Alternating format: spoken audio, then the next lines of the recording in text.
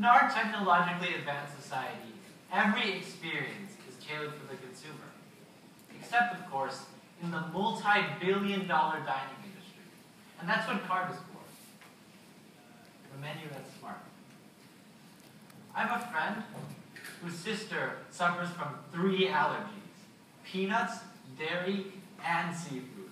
Whenever we go to a restaurant, it's this constant game of telephone between the chef, the waiter, and us, with her life on the line. I have a grandfather. Whenever we go to a restaurant, I offer him the menu because we have wildly different tastes. But he doesn't understand language. But he doesn't understand English, which makes the menu completely impossible to understand for him. In these ways, restaurants have failed customers. They have not given them the personalization, the flexibility, and the customization that they deserve. How does CART solve these problems? Imagine my friend's sister, Susie, walks into a CART-enabled restaurant.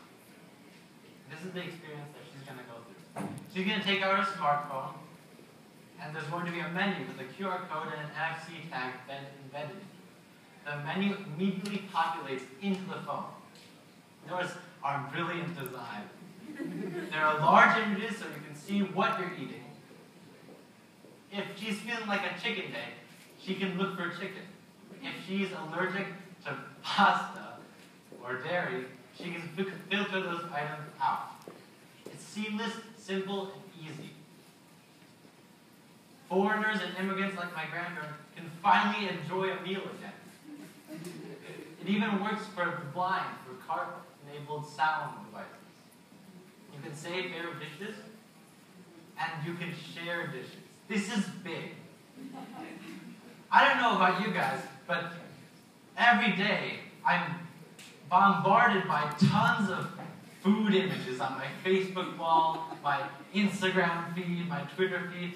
This is valuable social advertising. You know, we went to San Francisco over the break. I met a company that's sole purpose was to search online to find these social advertising and use them for value. This is seamless. This is automatic integration into CART. Now let's look at the flip side. What do traditional menus look like? Well, they often have few images, and as I have shown, ours have beautiful images, but they're static. They have typos and fixed pricing, and they only have one language. CART makes it easy to import your menu into our interface.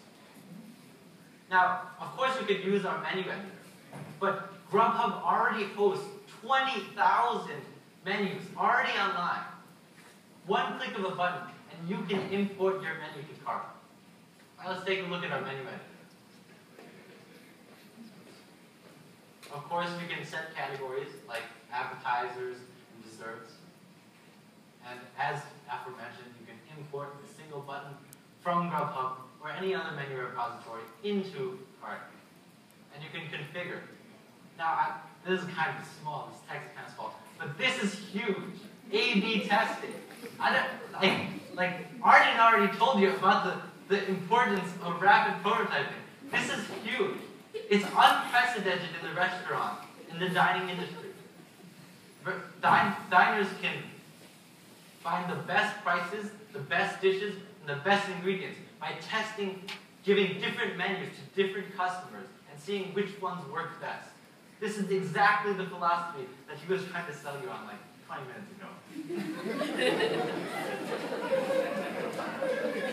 Now, let's look at it from the restaurant's point of view. We're going to assume that our target audience is $15 for our average meal, minus 32% for the cost of food.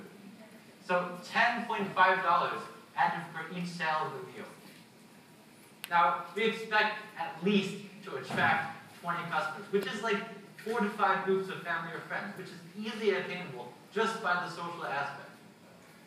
This means 200 per month of more sales from our product. Now, what are we gonna? You might be wondering, Michael, what are What are we going to price it at? $10 a month. Now you're like, this is ridiculous. You're making that much money and you're gonna sell it for that much? It's because we want to flood the market. We want to get our product to as many restaurants as possible. We're going to make the barrier of entry so low that it's like getting a Netflix subscription. Like we forget about that all the time and then we don't watch it. How are we going to roll this out? We have 3 steps. We're going to finish all the touches on our MVP. We're going to pilot with 5 restaurants. We've already contacted several restaurants and they're very interested in our product. And we're going to release version 1.0 to the world and allow any restaurant to integrate with Carp. Now market. This is the best part too. There are 293 restaurants. We're going to UIUC next year. There are 293 restaurants with menus already online. They click one button and pay a Netflix subscription and they're already Carp integrated.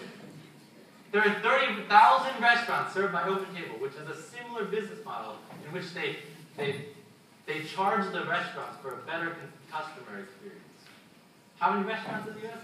990,000. In this completely untapped market, we're providing benefits to both sides. We're uniquely providing benefits to both customers and restaurants. Now growth. This is our conservative growth model. But you can see that we don't take anything to break even. Ethan is a great programmer, and I'm an okay programmer as well. 50 restaurants is easy. That's just the beta testing period. Then we're going to hire dedicated salespeople that will propagate our brand and make it widespread. Help us empower customers by capitalizing on this huge untapped market. Now, I don't know how much time we have, but I do have a demo. We actually purchased 2 URLs, getcart.com and cart.menu. Isn't it cool that .menu is a thing? So, this is what it looks like. It's similar to the ones we saw over there. We see the menu dishes. Swipe to the right, you get the pay menu. So you can pay directly from your phone. And then on the other side, we have dishes and start items. I'll go over here and show the same thing. So you have the dishes, the game menu, the categories. It's seamless. It's an amazing product. That's true. Yeah, it's the same thing up there.